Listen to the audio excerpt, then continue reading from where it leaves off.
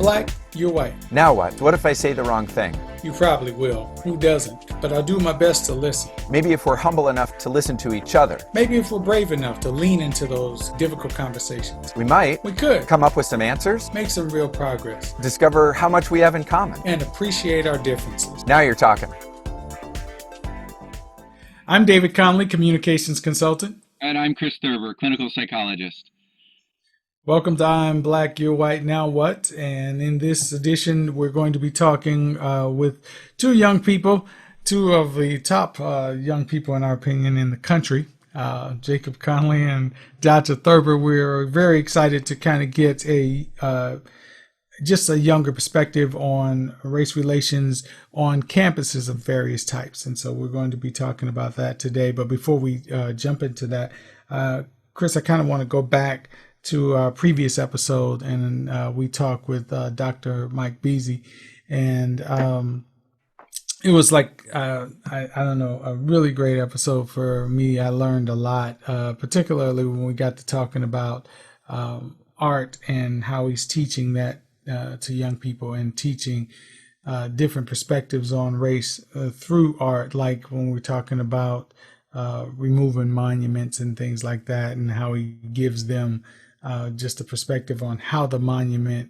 how and why, I should say, the monument got put there in the first place, like in front of courthouses and things, and what that means, and then to see if how it has any impact on the students. I thought that was very interesting, and actually, it was some things about that I didn't know that I went and sort of read some other stuff on, and kind of enhanced my perspective on it. I won't say changed, but enhanced it a lot. So yeah, it was fascinating, and I was encouraged by Dr. Beasy's having said that in the course of his several decades at Marist School, that he, as chair of the fine arts department, has had the experience of being able to influence the curriculum, and as it's evolved for that curriculum, especially in teaching fine arts, whether that's literature, painting, sculpture, architecture, be more inclusive, be more worldly. And he also talked about the changes that he's made just in the order of the curriculum. And I liked his commentary on both the order and what you include or choose to exclude, influencing the way that people think about the relative importance of different styles, different cultures. And as you said, and I didn't know this either, startling to think about not just the historical significance of a particular monument, sculpture of some general or soldier or activist, but the placement of that, like you said, in front of a courthouse. So somebody who is about to be, let's say, arraigned or put on trial, walking past somebody's this effigy of another person who perhaps historically was very violent to members of their family or their ancestors, and that the placement isn't really something that I've heard anyone else talk about besides Dr. Beasy. I thought it was very, very just very impressive and eye-opening, just his sense of hope for young people. Given everything that's going on, it's easy to kind of lose that hope, but he seemed to have that in abundance, and so I was very encouraged by that, which was great to bring us into this episode dealing with young people, and to get their perspective, and to see if they have that same sense of hope. It'll be very interesting. Not that you excited. And I aren't young, by the way. I mean, let's just. No. I meant younger. Younger. Yeah. Clearly, we are eternally youthful. Yeah. Both of us. So I will introduce Jacob Conley, just if for no other reason because of the similarity of the last name. But Jacob is young man I've been impressed with for a number of years for a number of reasons, and he'll tell you more about himself probably than I can, and I'll be taking notes so we can discuss it later. Anyway, but he's exactly. But we're very proud that he is attending the Boston Conservatory right now and studying musical theater. He is an extremely talented young man in so many different areas of art. He's a poet, he's a singer, he's an actor, just amazing, but also just has a real heart for people and for a lot of what's going on in the country. We have some great discussions about it, and his perspective is always interesting. Ladies and gentlemen, I give to you Jacob Conley. Tell us a little bit about yourself, Jacob. It's kind of hard to follow such a grand introduction. But Yeah. hello everybody. Like he said, my name is Jacob Conley. I like he also said, I attend the Boston Conservatory. I'm studying musical theater. I'm also a writer. I'm working on a novel right now, um, called "The Landing at West 128th," about this young black man who flees to New York and finds himself in Harlem when he tries to dodge the Vietnam draft. Um, I am trying to add dancer to that list of talents, but that one is oh boy, that one's coming along very slowly. Yeah. Other than that, though, I'm glad to be here. Thank you, guys. Thank you guys for inviting me. Um, I am excited to talk about my experience in a campus setting because I've really usually been the only black person in a classroom. I've been to majority white schools my whole life, and the perspective that I have as the kind of educator of a lot of my white classmates, especially those who want to learn more about something, um, is an interesting one, especially because it's the age-old question of, are they listening to me because they want to learn, or are they listening to me because they want to gain some social clout? You know what I mean? To say that they have listened to the black kids, so they know now what the situation is. So yeah, I'm happy to offer that perspective to the show. So thank you guys for having me. I'm glad you're here. And sadly, 4 or 5 of the other guests we had lined up canceled, but we were able to get Dacha Thurber, who, uh, who shares my last name and That's nice. is also artistic as you are, Jacob. Dacha plays the violin and for many years played with the Boston Youth Symphony Orchestra. So you guys have Boston in common. And when the quarantine is over, you'll get to hang out. Um, and like you, David, I'm really proud of Dacha, and he's done a lot of cool things. We are excited to have you on the show today, Dacha, because you graduated in June from Phillips Exeter Academy, the independent school where I work, and your perspective on that will be interesting, and your experience there, especially comparing it to the prior 8 or 9 years of public school here in mostly white New Hampshire. And ladies and gentlemen, I gave you Dacha Thurber. Tell us about yourself, buddy. Oh, thank you so much for having me. I'm super excited to have a great conversation today. Yeah, so I graduated high school last June from our living room, and I'm taking a gap year right now. I'm working at the summer camp where I usually work during the summer, which was unable to have campers this year because of the pandemic, but we're working to sort of prepare for next summer and actually to make camp a more welcoming place to all sorts of different people. And after this year, I'll be at Harvard in the fall of 2021. Not sure exactly what I want to study. Music is definitely one of my passions. I'm also working this gap year neuroscience internship, doing a lot of computational work, stuff that I can do from home, and we'll see where that goes. So, but I don't have a really firm plan for the next 4 to 5 years, but I'm excited to be here right now. Cool. Those were the days.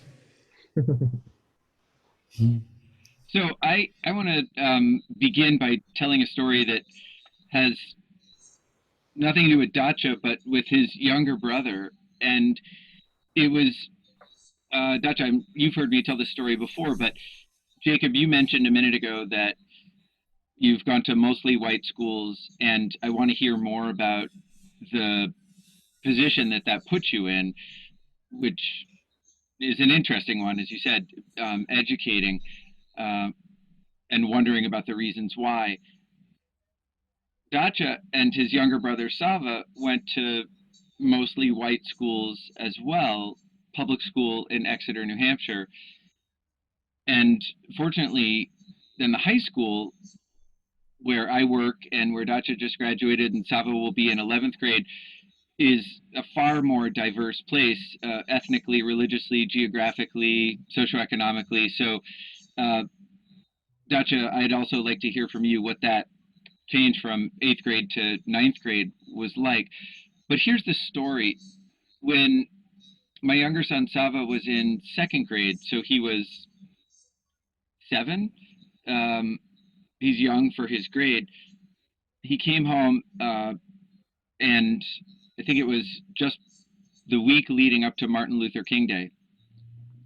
And the teacher had asked each of the kids to interview somebody in their family or a friend about race and ethnicity. And I think there were, 2nd grade, so I think the teacher had written a couple of the interview questions. And I asked Dacha who he planned to interview. And he said, well, I want to interview Xavier's dad. And Xavier's one of his 3 best friends who's black. And I said, oh, that would be great to interview Tony, and let me see the questions. So I looked at the questions, and there were sorts of things that you would expect that were about, what do you know about Martin Luther King, and what influence do you think that Martin Luther King's legacy has had on your life, and so forth. And it occurred to me as I'm having this conversation with Sava, like, but I haven't asked him. I'm really interested to hear from his mouth. Why does he want to interview his one black friend's dad about Martin Luther King? Like, I think I can start to connect some of the dots, but I want to know from Sava. So I said, Sava, I'm interested why you would want to interview Xavier's dad in particular, of all the different choices. And he said to me with a total straight face and absolute innocence, well, I also want to ask him what it was like to be a slave. And I mean, I was just slack-jawed. I didn't, so I said, what do you mean? And he said, well, we learned about the history of slavery and how Martin Luther King helped to advance civil rights. And I said, yeah, I mean, that's all true, but that was, you know, and I was just like I am now, like at a loss for words. I wanted to tell him, okay, well, the Civil War was, in the 1860s, and this is what the Emancipation Proclamation was, but so many of these problems persist. But Xavier's dad was never a slave. There's a different way to ask that question, but he had just taken the whole sort of timeline of race relations and slavery and just, foreshortened it into a single generation. So there was some explanation there, but, it made me realize as a white parent how insufficiently I had done any of my own explaining about the history of this country. So that, full disclosure, I think, Dacha, for you and for Sava, I didn't do a very good job until much more recently. And you had lots of exposure to different cultures, but mostly, people with white skin. What was that experience like for you, kind of growing up? You may not have had that sort of misconception that Sava had, but I'm curious, having just turned 18 yesterday, what your recollection is of this first chunk of your life with regard to racism, in particular anti-Black racism specifically? Yeah. So I think, I mean, a lot of the early years, my recollection is a little hazy, but I think one um, anecdote that I think is very telling is while I was going through grade school, New Hampshire was implementing the sort of Common Core, the new curriculum for the state, and so the curricula for different subjects was changing as I was going through third or fourth or fifth grade, and it was a gradual sort of phase in type change. So because of that, because of where I was placed um, in the grade, and when these changes were happening, I ended up taking U.S. history like 4 times by 8th grade. Wow. U.S. Good history. use of my tax dollars. That's another episode. It was, well, yeah. So it started in 3rd grade, and obviously classes, especially less objective classes, subjects like humanities and history, for example, need to be taught in an age appropriate way. So the 3rd grade history curriculum is different than the 8th grade curriculum and the junior year of high school curriculum. However, the repetition of the same U.S. history sequence, which started with European colonization, Leif Erikson in the year 1000, and then a large 500-year jump to Christopher Columbus, and then very spotty coverage in the curriculum until the Revolutionary War. And 3rd grade ended at the end of the Revolutionary War, as did 5th grade. The 8th grade curriculum continued through the Civil War, Reconstruction, that ended before the First World War. Okay. And going through that curriculum 3 times, obviously it changed as I got older, in following the aging of the students. It also changed as they implemented the new curriculum, and so I was able to see what was kept and what was changed. So the things that I learned about 3 times, 3 different years, were the white people who colonized America, and the white people who fought the Revolutionary War, and the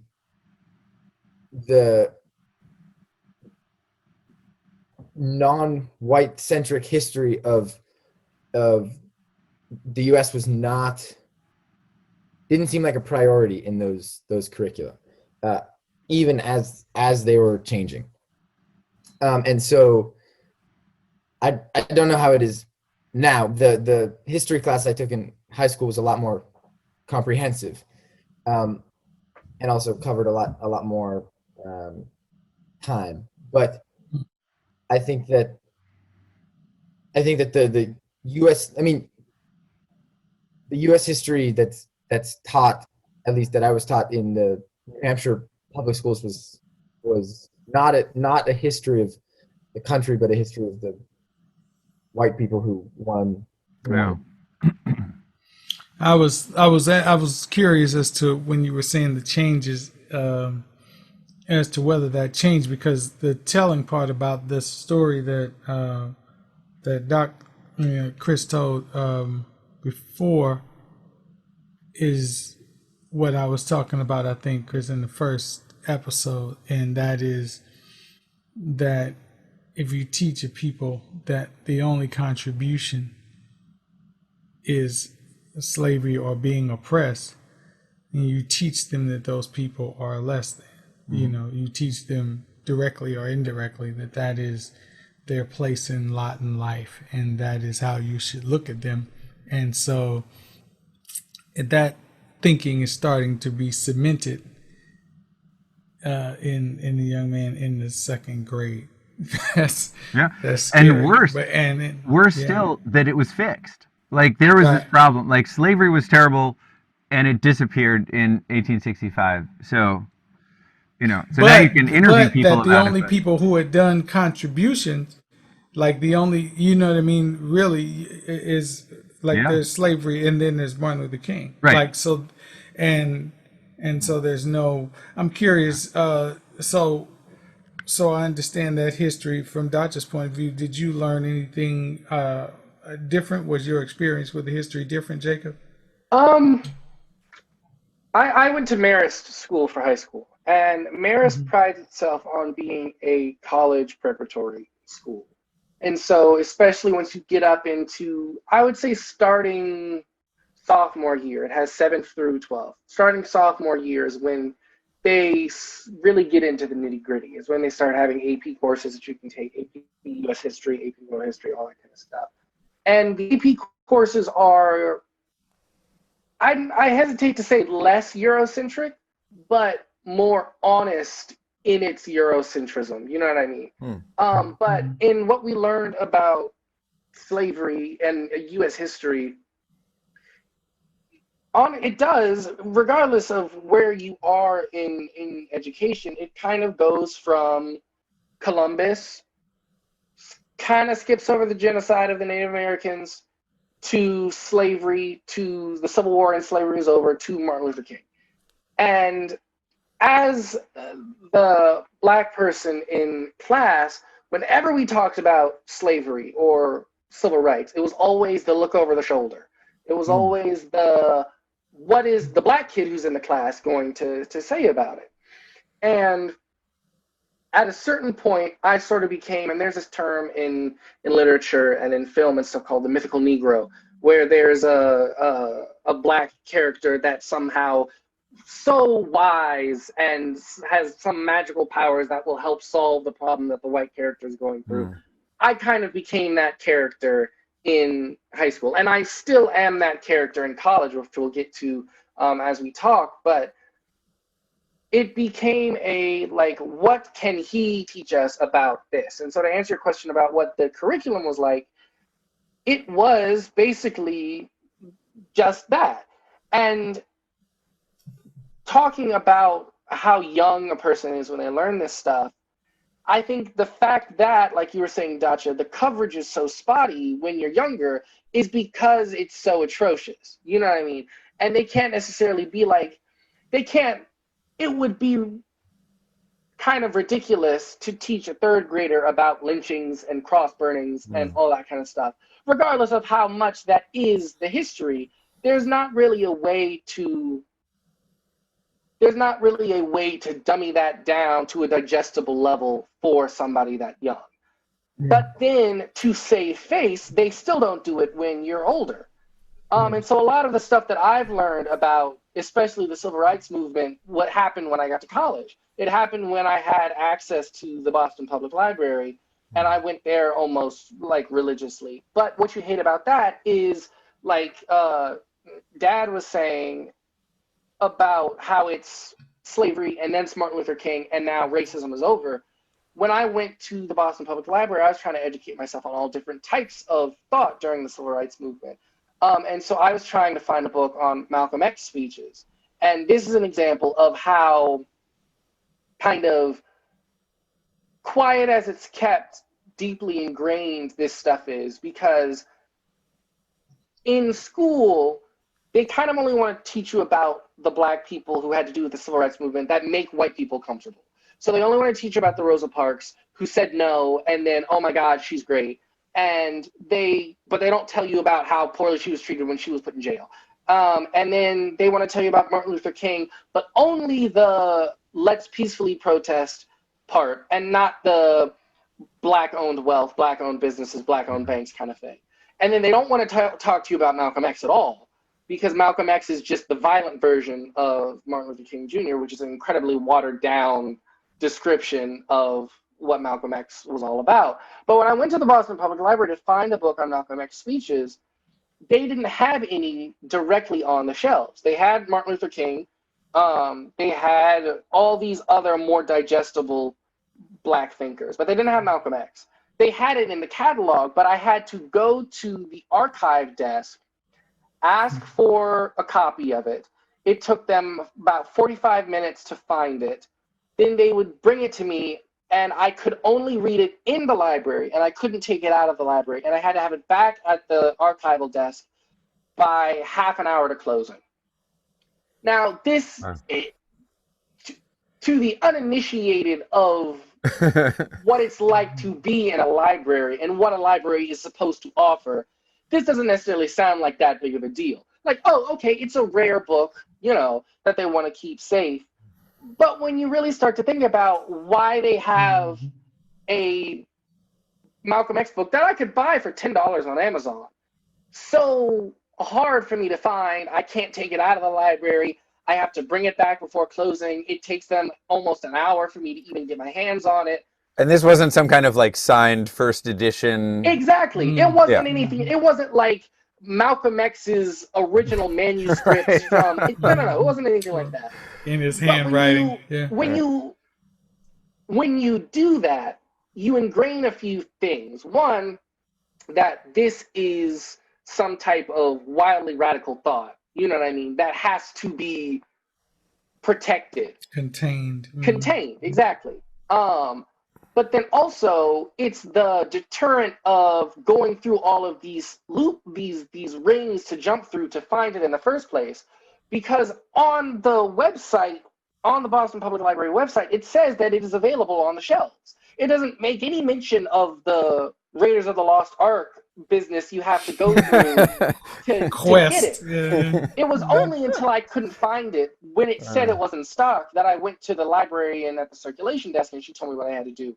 But all of those hoops are a deterrent to actually getting your hands on the content of the book. And I think that is similar to the mainstream history curriculum in this country. I think it's very much what can we put forward to where people learn, to where people have a very surface level knowledge of it so that they can talk about it at dinner parties, you know what I mean, versus what actually is the undoctored, full-bodied fact of the matter, which is uncomfortable. And I want to say this right quick, just because I want to make sure that something I'm saying is clear too. Like, I don't think that you should teach a second or third grader about the atrocities of slavery and oppressing an entire people or peoples. If you think about, you know, some of the other people like the indigenous people and things like that. But I do think that it is important to, as you're teaching history and you're teaching the contributions of people to building the country, that you teach the contributions of all the people. I think what's glaringly absent is the contributions of African Americans to this country, to where if you took those contributions away, you could somehow go back in history and the country wouldn't exist. And I'm not talking about just the free labor that you had for generations. I'm talking inventions. I'm talking advancements in everything from art to science to, you know what I mean? And so, music. So for the music, exactly. So for you to take away all of those contributions is for you to say and to further the thought that Black people can only do certain things. Like even when you start talking about sports, in certain sports, the thinking was that you couldn't play those sports, or they didn't want you to play those sports because you didn't have the brain power to do it. And we're talking like basketball. Do you know what I mean? Which obviously is not true now. We're talking about coaching. We're talking about quarterbacking as far as positions go. I'm just keeping it in sports because, again, that's digestible. But I'm saying when you start talking about science and mathematics and things like that. There are people who had to go through, more stuff than to get the Malcolm X book, but the principle's the same. Go through a whole lot to exercise their ability to think in this way and then contribute to society in that way. Philosophers and people like that get zero or very minimal, if any, credit in the history that's being taught to young people about it. So I'm saying I think you should teach them about later on as they get older and more able to handle the things. You should teach them more about the atrocities that's brought upon people. But I don't think that Black people should be solely defined by their suffering. I think that does something as well. I think that's a part of it. But the other part of it is that Black history is American history, and if you don't teach those contributions, you subtly tell people that there is no contribution to be made, and therefore that you shouldn't have a Black president because well, how could they be president? Their only claim to fame is suffering. You know what I mean? And so when you do that, that's deep. So in the second grade, you can teach them about the contributions of Black people. And I think too, in the second grade, Jacob, I agree with you that the curriculum needs to be developmentally sensitive, and there are photographs and stories and narratives that wouldn't be appropriate for a second grader. But I think second grade is not too early to talk about people getting killed because of their race and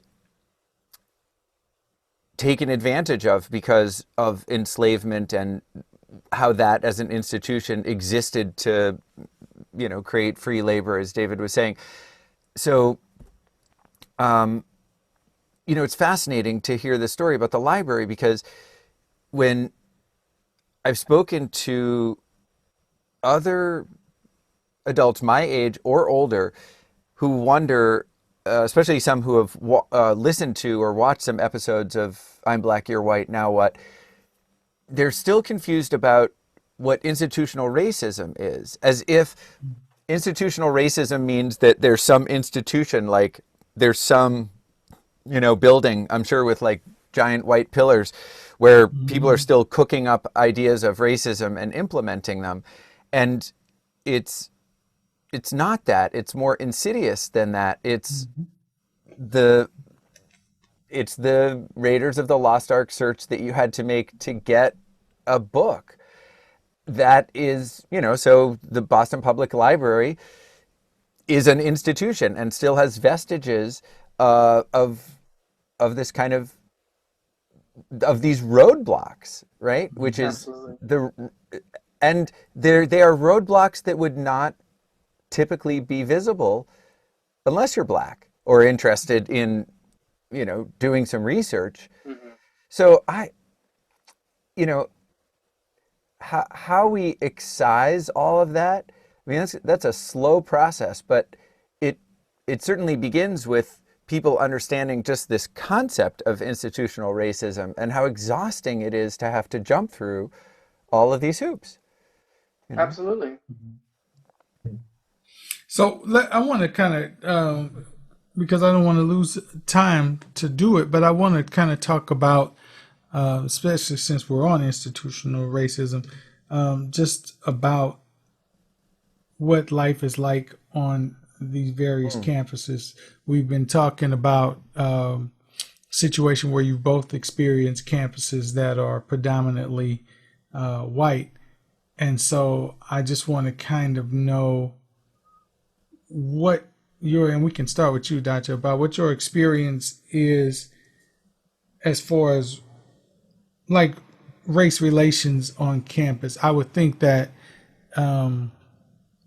normally it would seem, sort of benign and friendly or what have you, but especially with things the way they are now, just what are some of the things that you're seeing, or some of the is there any contention at all, or is it all all we're saying is give peace a chance, free love?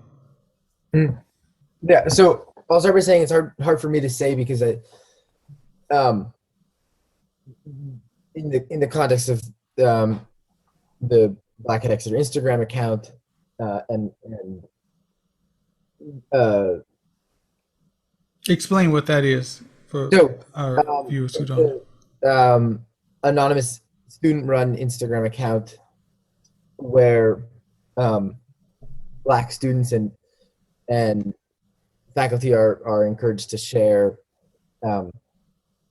stories of their negative experiences with racism on Exeter's campus or in the town or in related processes. So there are probably 10 or 20 posts a week. Many come from students from all classes, from current students. I think some go back 20 or 30 years. And it's hard for me to say what that's like on campus because it's all started from the spring when everybody was home. And so my understanding of what campus will be like in the fall as students reconvene on the same campus comes from like 3 emails that we've been sent from deans or from the principal or well, the deans and the principal, and many of the announcements that have been made about changes that will happen in response to the Instagram account and in response to letters that students wrote to the deans or the principal are firstly conversations, one-on-one conversations with faculty or staff who have been directly mentioned in these posts. So one-on-one between a dean and the faculty or staff member, and some professional development training for the staff, in addition to some facilitated conversations among students come the fall once as many people as possible are back on campus. It's hard for me to know how productive those conversations will be. I can speak from the experience of some facilitated discussions in the past, which were in a different national context and in response to different things.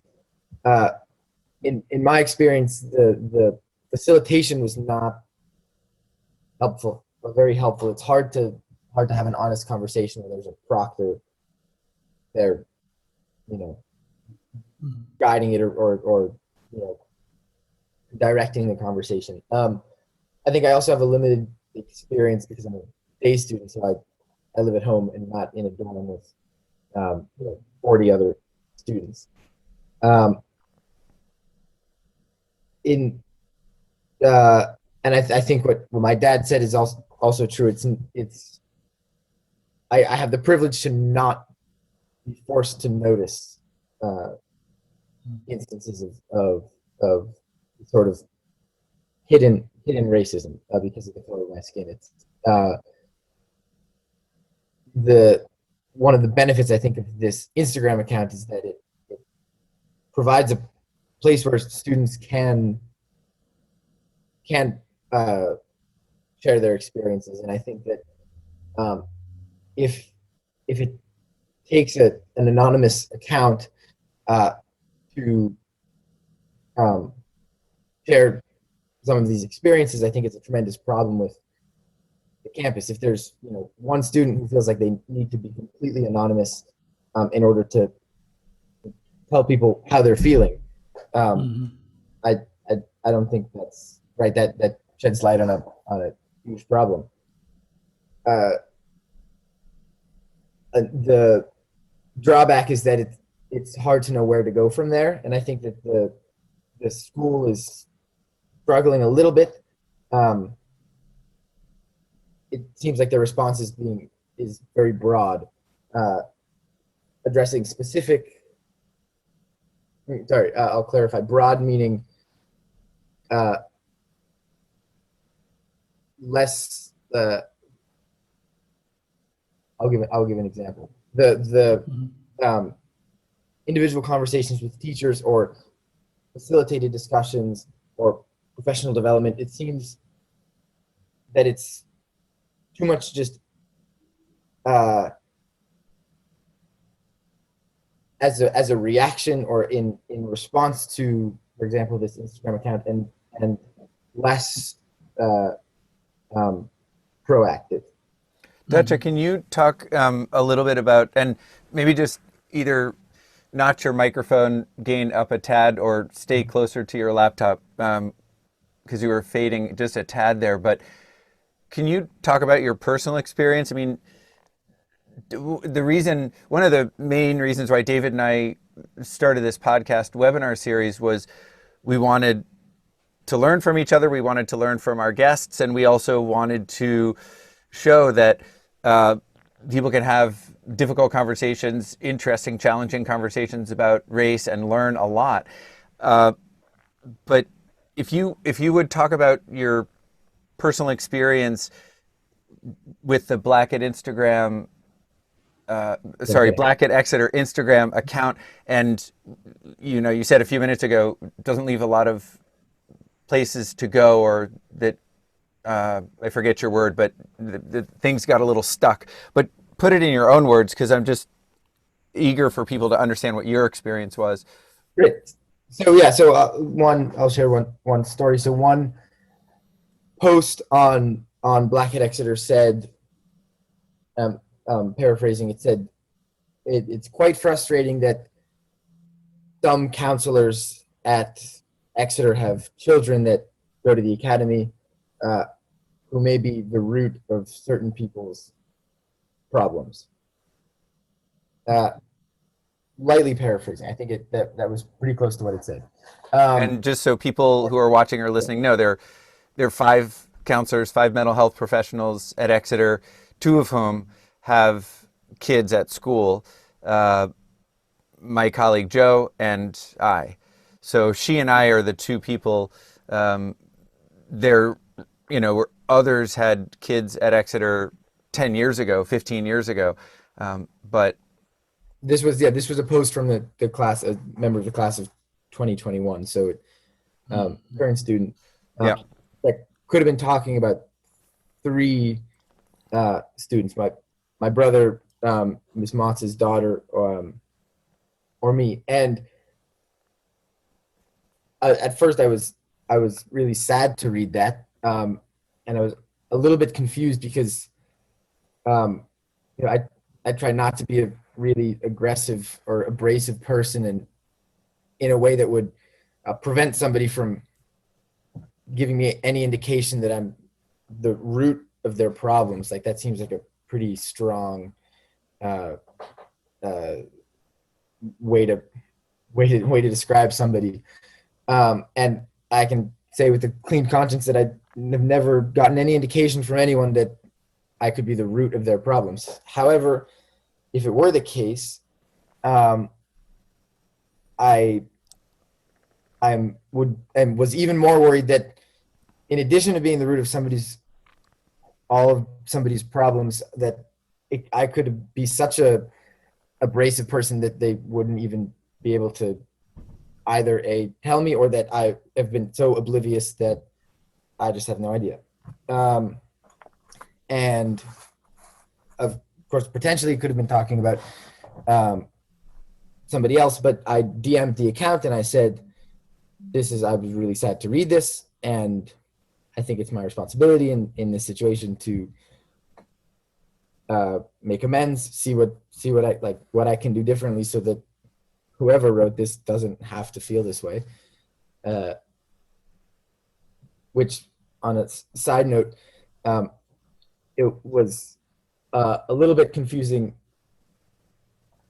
just in itself, because the post was a little bit ambiguous. It said that these kids or the counselors could be the root of certain people's problems. It may not have even been about the author themselves. It may have been completely hypothetical. It was very, very ambiguous. But I DM'd the account and I said how I felt, and I asked them to please share with the author of the post my email address so that if it is about me, we can talk about it and I can apologize and I can make amends and I will treat you differently from now on. And they replied and they said, sorry, we can't do that. It's an anonymous account. You could post on your story, and if they follow you, the person might see that and might reach out. But because it's an anonymous account, sorry, we can't help you.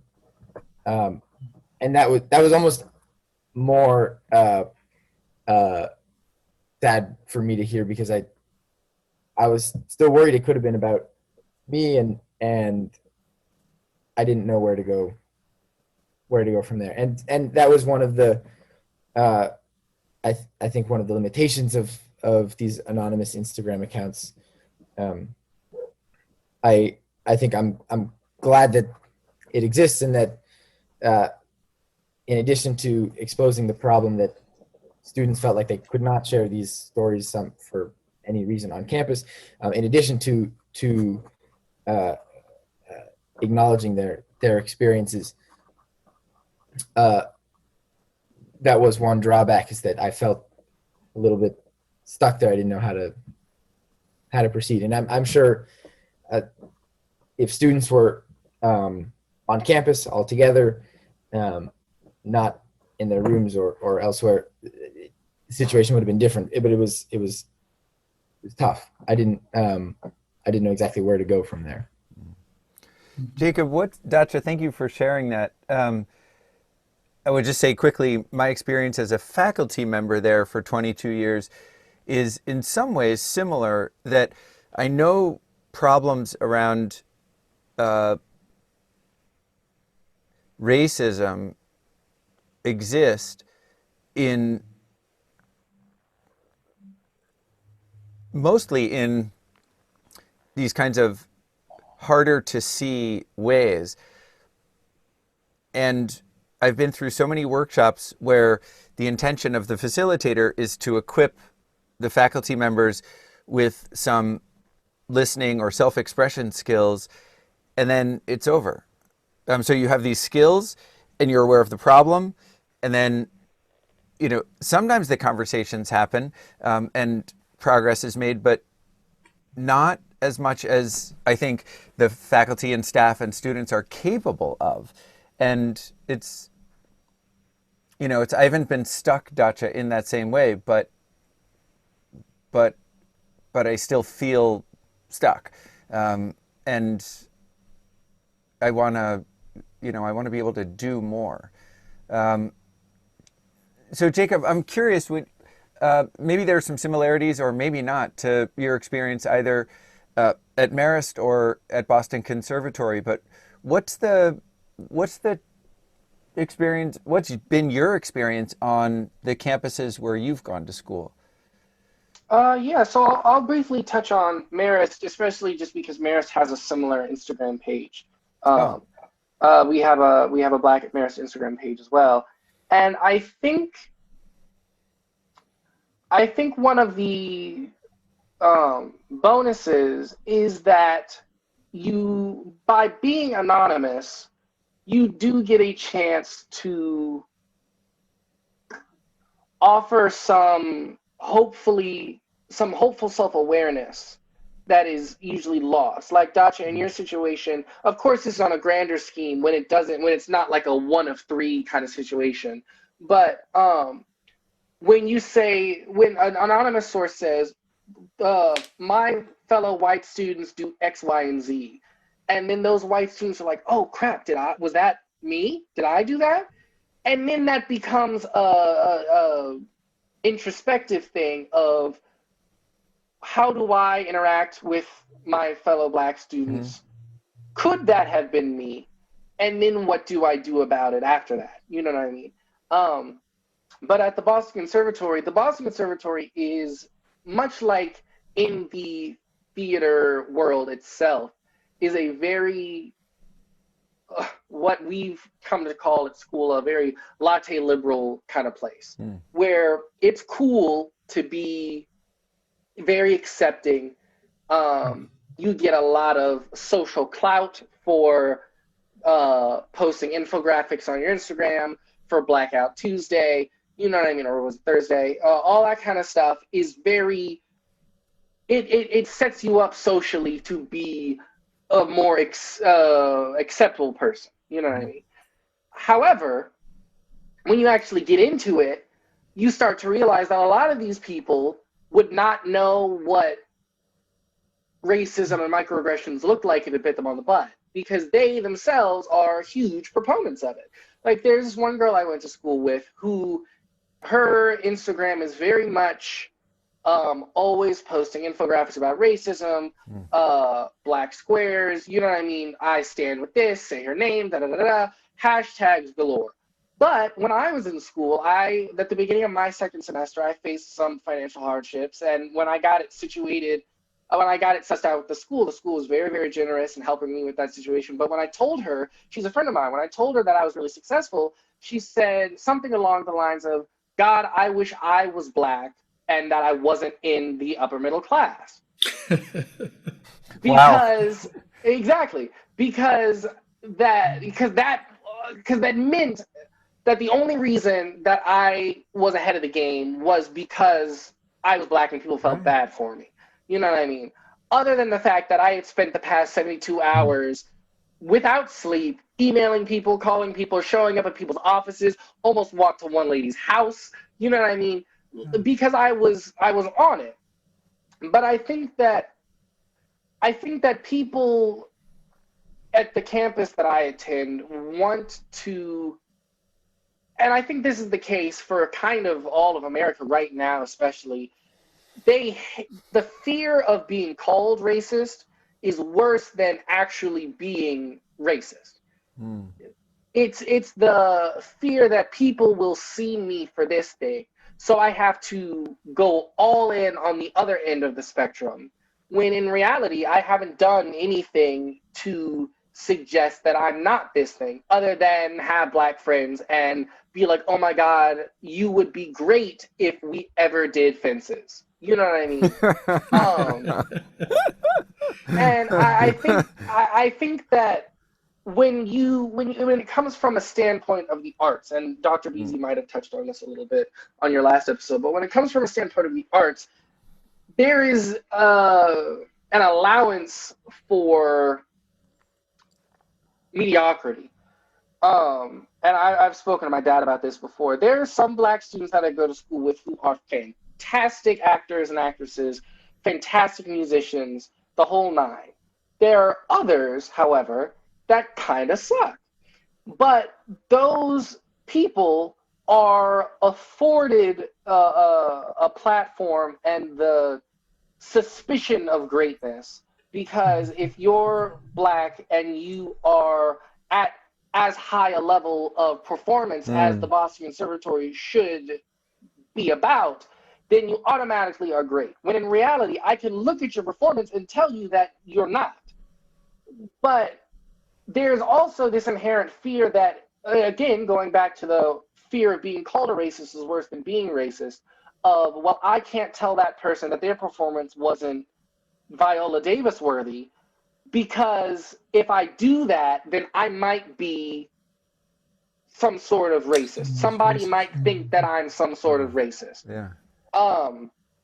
Somebody might think that because I was not enthralled by the performance of a person of color, even if that performance was not enthralling, that I am all of a sudden a bigot. You know what I mean? And a classmate of mine frustrated me recently after the death of Chadwick Boseman, because he posted on his Instagram saying that you can't, and this is on the other end of the spectrum, he said you can't mourn Chadwick Boseman if the only film you've seen him in is Black Panther, because that's performative and X, Y, and Z.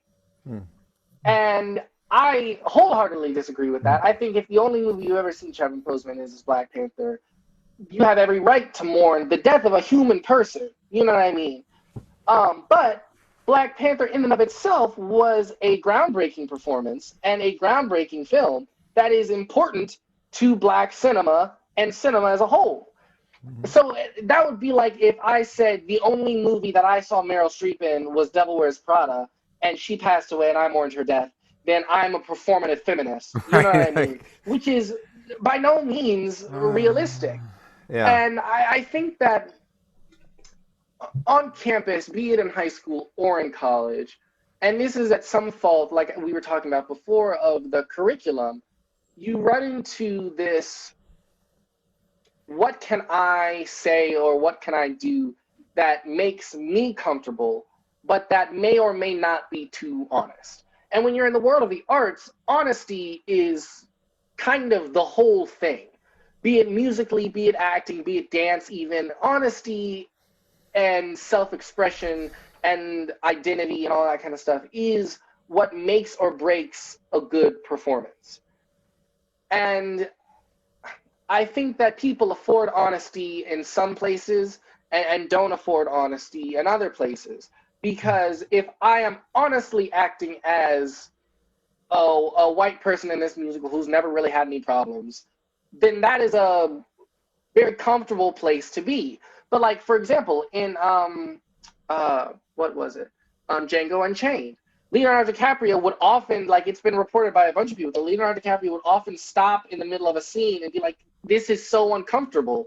Me having to act as a racist person makes me so uncomfortable. And the story goes that Samuel L. Jackson pulled him aside and was like, yo man, this is what we do every day. So like we're on the clock. You gotta get it together. And I think that is inherently the problem because it's so easy to call out other people for being whatever, for being racist, for being bigoted, for being a part of a curriculum or of an industry that supports X, Y, and Z.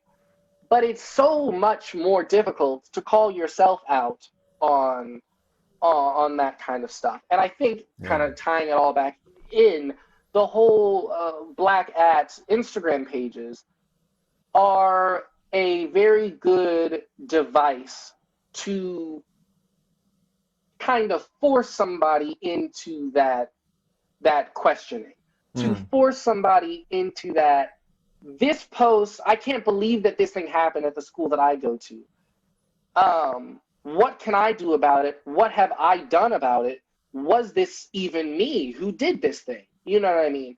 And then where do they go about that? And I think Dachi it's admirable that you would go to such lengths to try and fix it. You know what I mean?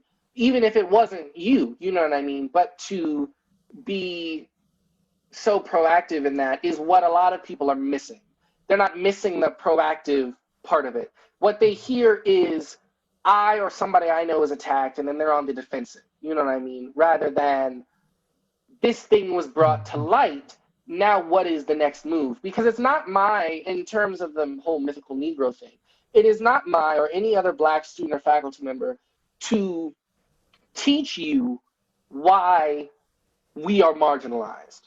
You know what I mean? It's not our it's not our cross to carry to help you understand why you are what is part of the problem. You know what I mean? And that's kind of what it's like on campus for me, from college and high school. It's fascinating thank you, Jacob, for sharing that. It's making me realize that although I would have given Dacha the same advice to try to seek out a person you may have inadvertently hurt and make amends, that there is this broader purpose. So, Dacha, you and Sava and now I'm forgetting her name, Ms. Matz's daughter, it doesn't matter. The few people who may have been identified as having made somebody else uncomfortable or contributed to some problem. Jacob, part of what I hear you saying is as uncomfortable as it might be, Dacha and Sava and others have to sit with the task or be challenged by the task of being more introspective and more of a sort of Ibram Kendi anti-racist, taking an active role in trying to be a equitable person who's more self-aware, more considerate. And if that's one of the takeaways, it's sort of like saying, well, the goal isn't so much that you come to the conclusion about a particular incident. The goal is to heighten awareness of what's happening and kind of force this introspection that you're talking about, so that going forward, as long as it's not paralyzing, that's the thing that I worry about, is that people will, fear, not just people, but especially white people, like, crap, I'm not going to open my mouth. It is just too dangerous to put, because I'm going to say something that is going to get me in trouble. It's I think part of the too problem, though, dicey. not to cut you off, Chris, I think part of the problem, and this is not an indictment so much as this kind of advice, Doctor, on that situation even, but I think part of the problem is mainly people decide to even look at it only when something like this raises its head, as opposed to, like, I think largely people in general, but particularly white people, are afforded the ability to go through life and not consider people of other races, because you've been taught in second grade that black people were slaves, and then that was it. So you're afforded the ability to kind of go through life and just kind of blindly interact with people and not think about any of the consequences of those actions on people. And some of these things, like the black at this, that, the other, or having people say, hey, if I'm out, like we were talking when we talked with Andy and Brian, Chris, when I'm out shoveling my driveway and you come by and ask me how much I charge, and I've been waving at you for the whole year before the snow fell, and you think that I somehow work here. Do you know what I mean? That should awaken, when I say something about that to you, that should awaken something in you that says your awareness, your dealing with people is so, you know what I mean, to where, especially people of color, to where your knee-jerk reaction, and I'm not saying you see people like that necessarily, Doctor, but what I'm trying to say is you have to say, this is how I deal, period, in life, not just because of this post in Black at Exeter or Black at Marist or Black at whatever. That may cause you to do an introspection and look at yourself or whatever. But when we're teaching some of these things about communication, a lot of times what I'm telling people is you need to kind of change just how you get down if something is wrong with it. Or examine it, determine that it's okay, and then maybe somebody misunderstood you. If you have the opportunity to fix it, cool. If you don't, then you gotta, try to be more clear as you go forward. But the other thing is, you can be the best, most anti-racist individual walking the earth, and somebody can still misunderstand something you say because of a sensitivity they have, and it not necessarily have anything to do with you being racist. And so, like Jacob said, kudos to you for being proactive enough to go and try to fix it. But the thing is, just the question is not necessarily, did I offend this person and am I the bad guy? The question is, how am I living my life, and am I cool with that? And Dacha, And if I'm living my life in a way that is where I'm treating everybody equitably and fair and that, then I'm good. You know what I mean? And that's more the thing I think that even with this show, I want people to kind of take away from. You should be able to go out and say that we were talking about the shooting of the young man in Kenosha, in the back, somewhere you say, hey, pro police, not police, whatever, you should be able to just say, hey, shooting a guy 7 times in the back is wrong. Somewhere we should be able to come together on that, period. The fact that we can't is the problem, not, you know what I mean? Whether I stand with police and I don't think anybody who's saying don't shoot black people, unarmed black people in the streets, is saying that I don't want to call the police if something goes wrong. I think they're saying I'm afraid to call the police because I might get shot. I'm out here trying to stop a fight and I get shot in the back and paralyzed.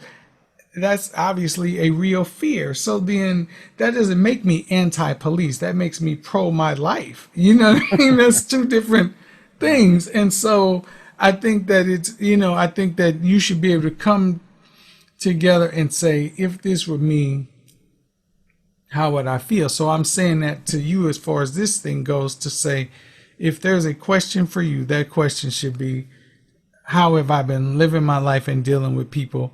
And if I have been dealing with everybody where I don't have any of that bias, and I'm not showing or illustrating any of that bias, and be honest with yourself. And if you are, and you're cool with that, then own it. And then don't be, because that's what Jacob's saying. A lot of people don't want to own it. They want to be afraid of being called, a racist. But then, so in that way, you kind of throwing rocks and hiding your hands. You want to do racist stuff and then say, hey, don't call me that. But if you're not that kind of person, and you don't seem like you're trying to be that kind of person, because that kind of person wouldn't reach out and say, hey, listen, I want to talk to the person who may have been offended by something I said.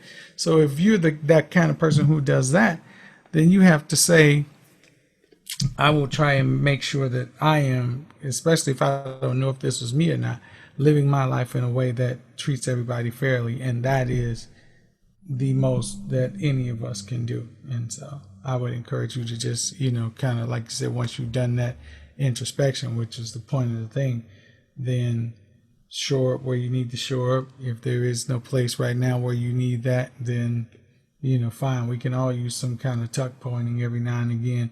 You get to do that, and then cool. But after that, sleep well. Just continue to go through life trying to treat people.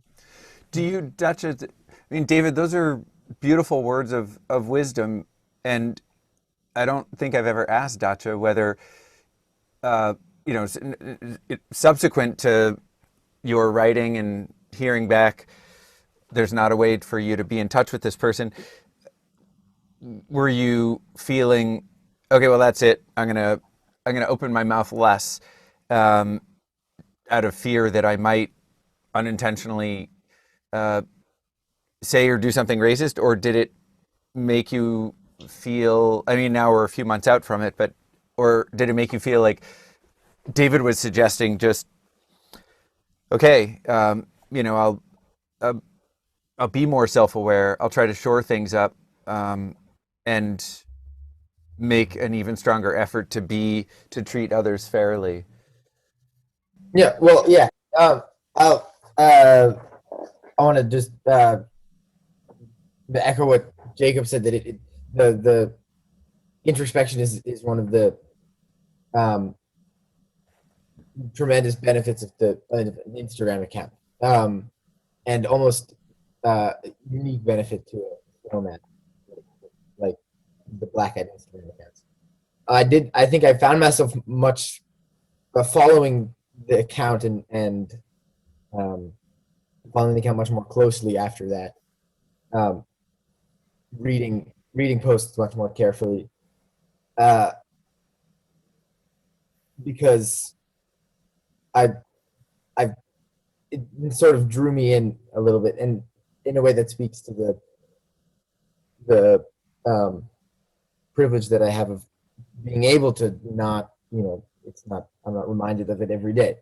And I think it also is a powerful tool during, when everybody was staying home, and on Instagram, that you keep in your pocket, to have that, in a place where people with skin that looks like mine often are able to completely forget and go into their shells and into their own world, and in my room where I was doing my homework, just me, and I, you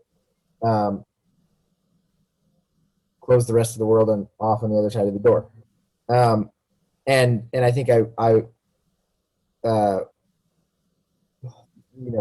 without, it was a little bit strange because without having an actual face-to-face conversation with another person, I found myself um, uh, hearing and trying to understand other people's stories much more intensely than I ever had in a facilitated conversation with the proctor looking at me.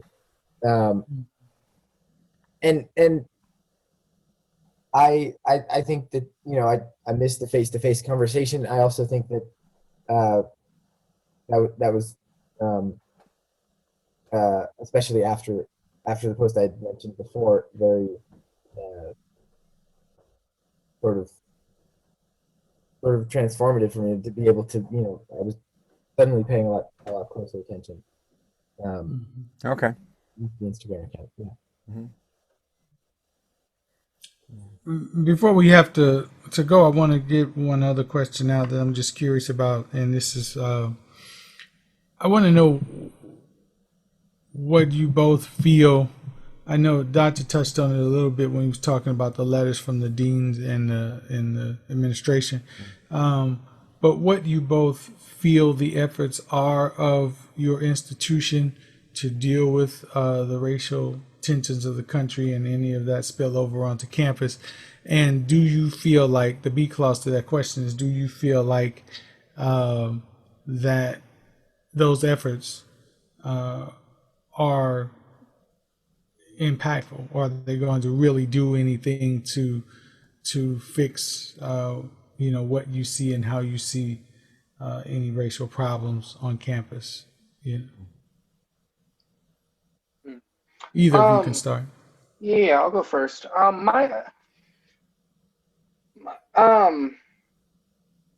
I think similar to what Dr. said earlier is that it's unfortunately reactive and not necessarily proactive. But my school has kind of it's a double-edged sword kind of thing, because the theater industry is making this march to be inclusive. And so the school is taking after that. But the problem is we don't have the student body to be inclusive. We don't have I'm one of 3 Black students in a 70-person musical theater class of 2023. So if we wanted to put on any show, like if we wanted to, even if we wanted to do Hairspray, we need to pick off Black people from the street to fill out the cast. And I think that with their response, we've gotten a lot of letters and a lot of promises to do more inclusive shows, to do more colorblind casting, this and this. But I reached out to the school. I spoke to Kathy Young, who is the executive director of the conservatory. And I was like, the school, because a lot of the students were very angry. They were like, this isn't enough. We want to see change now, you know what I mean, in the student body and in the faculty and all this kind of stuff. When I, understand that fixing an institution is, like my dad said, a lot like turning a cruise ship. It's not something that happens immediately. It takes time, it takes effort, it takes this and that. So I reached out to Kathy Young and I tried to offer my perspective and offer some help and some guidance where I could and all that kind of stuff. And so we were in talks to make a student task force to bridge the gap between the student bodies of color and the faculty and administration, to see where the pitfalls were, to see what they could fix and do better. And Kathy and I had a meeting. I had a meeting with Scott, who was the dean of the theater department, and I tried to follow up, and there were some "we'll have more meetings later" kind of thing. And then I get an email saying that there's a student task force in the works, and the Black student's name on it, who is like the liaison, which was supposed to be me because of the conversation that we had, was a different Black student who was more digestible. Um, Hmm. and because there's this, there is a fear that is an unconscious one. That my mother always says. She says the most threatening thing in this country is an educated black man. Hmm. And you see it with all of the, basically almost all of the black men in history who've been assassinated. But unlike some other black students who will make the white administration feel bad or on the defense for being racist by just saying you all are racist, I on the other hand say this is why this is racist. This is the history of why this is racist. Mm-hmm. This is how you feed into the history of why it's racist. And this is where you personally are at fault. And that is way worse in terms of an emotional response than this Yeah. other thing. And so I was disappointed that I was kind of excommunicated, you know what I mean, from the thing that I was trying to help facilitate. But to a degree, I understand why I was, because it's a lot easier to have a different black student who can be the face, the colored face of this thing, than to have another black student who is holding people accountable. Mm. Those are two very different things. And so I think my school is, I think their heart is in the right place, Yeah. but I think they still have some personal pitfalls and some hurdles that they need to get over before they can make real change. Dacha, what about for you?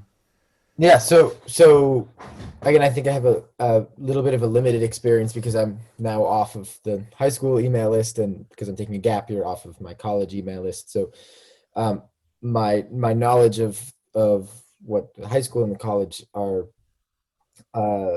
have done and are doing and planning to do is very limited. I think that I can speak maybe more in a more informed way about, for example, what this summer camp is doing, which for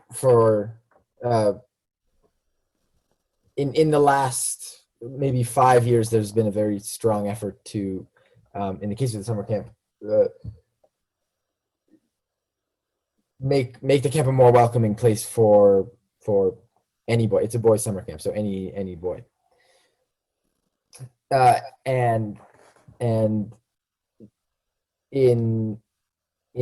the wake of the spring and national context going in from the spring into the summer, I think that the camp has taken a much more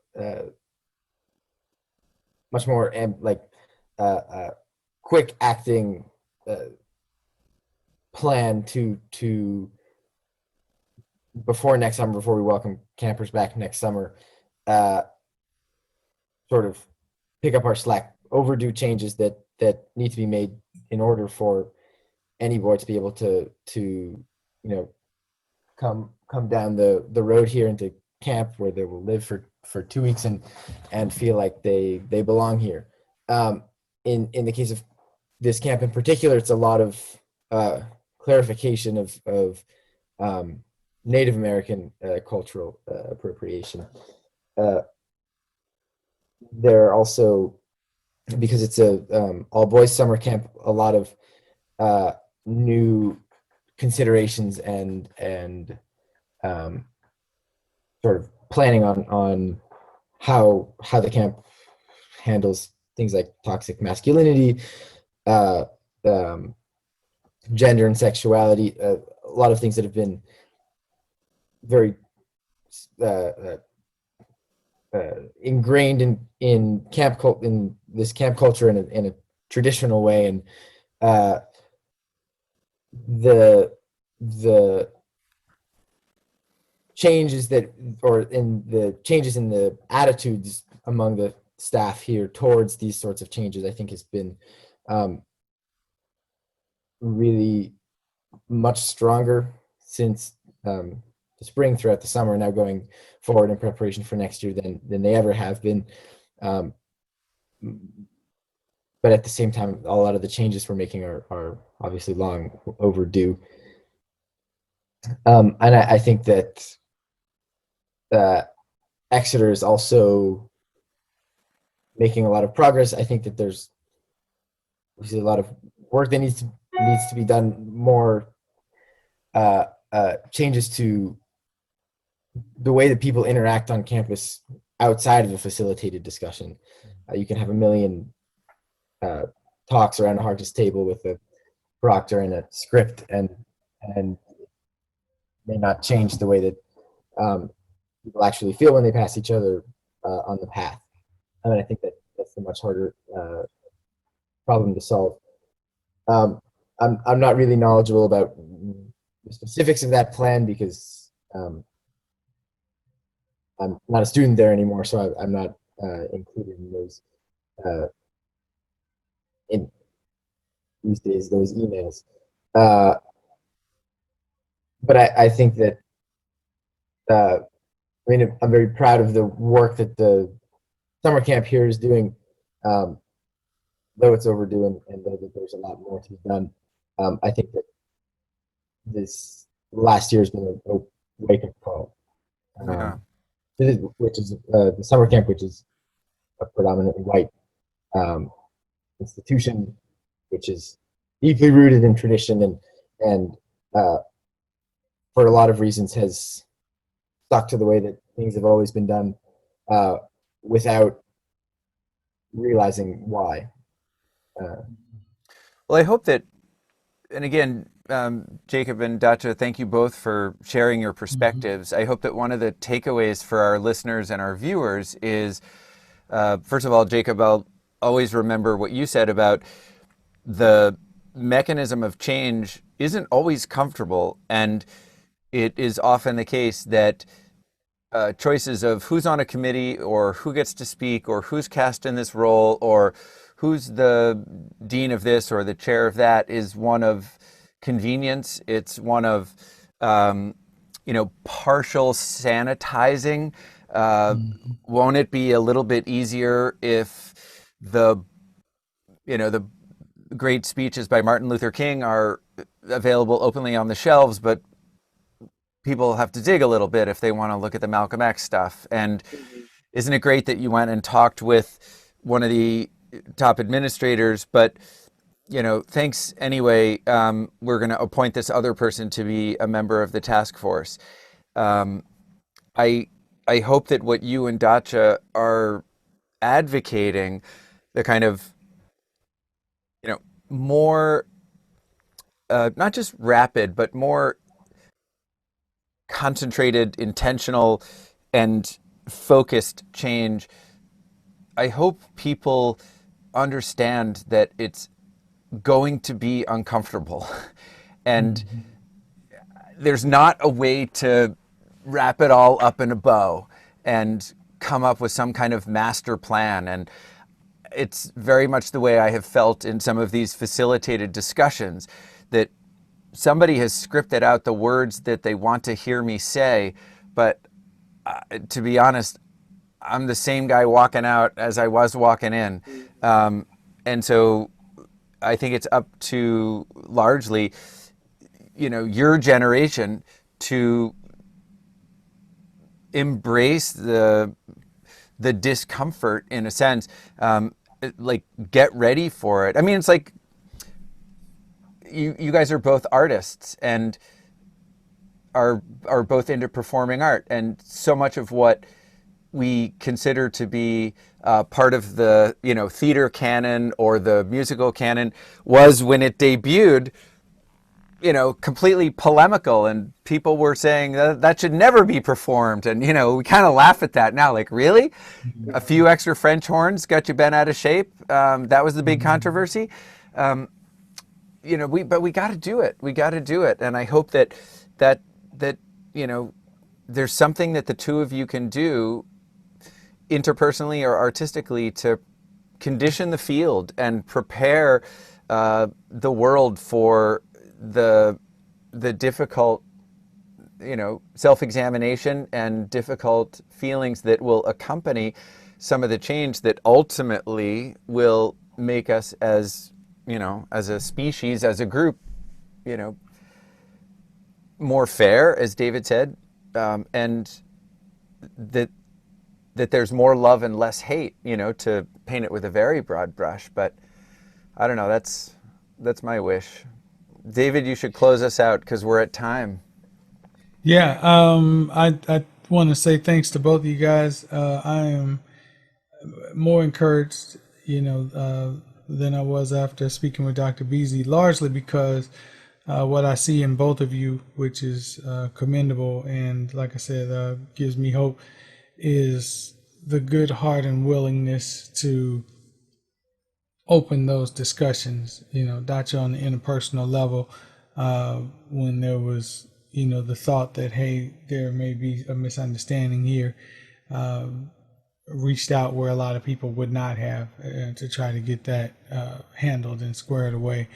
And I think that that's commendable. Jacob, when he sees things going on campus, rather than just yelling and rah-rah-rahing and then going home to judge, actually try to reach out and affect some change. So I think having your heart in the right place is one thing, but also having the guts to back it up is the other thing. And those guts come to bear when you start talking about accountability. And I think that's where both of you guys are doing great work and shining. And I just encourage you to keep doing that, because that is going to be the thing that enables us to come to the table, have these discussions, and to listen and to hold each other accountable and to hold ourselves accountable. And then that's the only way that, any sort of lasting change is going to work itself out. So I appreciate you both.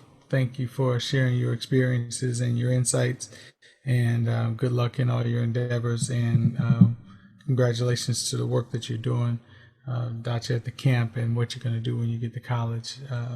And also, of course, Jacob, continuing your work with Boko artistically and, socially.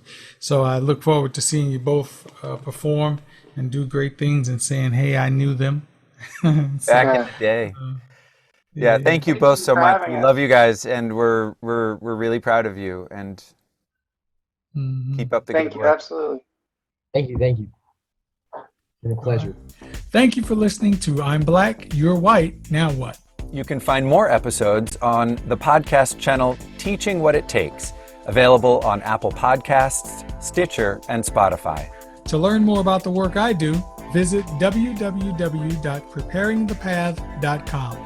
And to learn more about the work I do, visit drchristhurber.com.